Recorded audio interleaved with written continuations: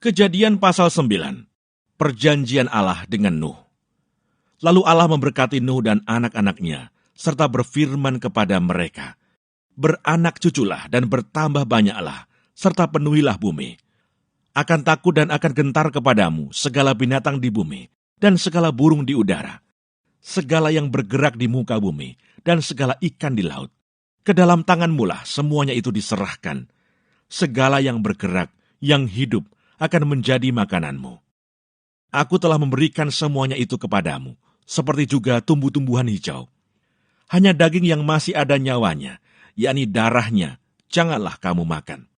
Tetapi mengenai darah kamu, yakni nyawa kamu, aku akan menuntut balasnya dari segala binatang, aku akan menuntutnya, dan dari setiap manusia, aku akan menuntut nyawa sesama manusia.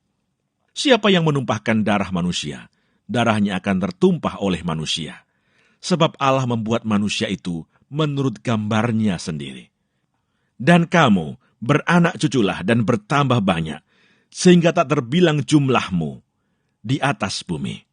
Ya, bertambah banyaklah di atasnya." Berfirmanlah Allah kepada Nuh dan kepada anak-anaknya yang bersama-sama dengan dia, "Sesungguhnya aku mengadakan perjanjianku dengan kamu dan dengan keturunanmu, dan dengan segala makhluk hidup yang bersama-sama dengan kamu, burung-burung, ternak, dan binatang-binatang liar di bumi yang bersama-sama dengan kamu, segala yang keluar dari bahtera itu, segala binatang di bumi. Maka kuadakan perjanjianku dengan kamu, bahwa sejak ini tidak ada yang hidup yang akan dilenyapkan oleh air bah lagi, dan tidak akan ada lagi air bah untuk memusnahkan bumi." Dan Allah berfirman, "Inilah tanda perjanjian yang kuadakan antara aku dan kamu, serta segala makhluk yang hidup, yang bersama-sama dengan kamu, turun-temurun untuk selama-lamanya. Busurku kutaruh di awan, supaya itu menjadi tanda perjanjian antara aku dan bumi. Apabila kemudian kudatangkan awan di atas bumi, dan busur itu tampak di awan, maka aku akan mengingat perjanjianku yang telah ada antara aku dan kamu, serta segala makhluk yang hidup, segala yang bernyawa, sehingga segenap air tidak lagi menjadi air bah untuk memusnahkan segala yang hidup. Jika busur itu ada di awan, maka aku akan melihatnya, sehingga aku mengingat perjanjianku yang kekal antara Allah dan segala makhluk yang hidup, segala makhluk yang ada di bumi."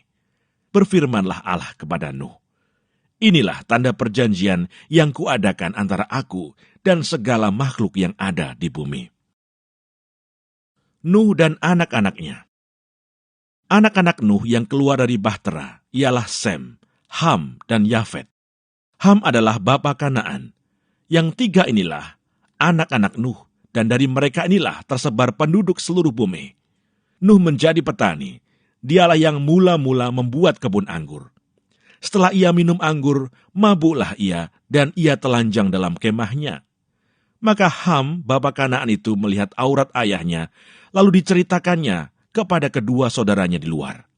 Sesudah itu Sem dan Yafet mengambil sehelai kain dan membentangkannya pada bahu mereka berdua. Lalu mereka berjalan mundur.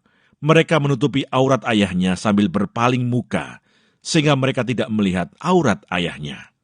Setelah Nuh sadar dari mabuknya dan mendengar apa yang dilakukan anak bungsunya kepadanya, berkatalah ia, "Terkutuklah Kanaan. Hendaklah ia menjadi hamba yang paling hina bagi saudara-saudaranya." Lagi katanya, "Terpujilah Tuhan Allah Sem, tetapi hendaklah Kanaan menjadi hamba baginya. Allah meluaskan kiranya tempat kediaman Yafet, dan hendaklah ia tinggal dalam kemah-kemah Sem. Tetapi hendaklah Kanaan menjadi hamba baginya." Nuh masih hidup 350 tahun sesudah air bah. Jadi Nuh mencapai umur 950 tahun, lalu ia mati.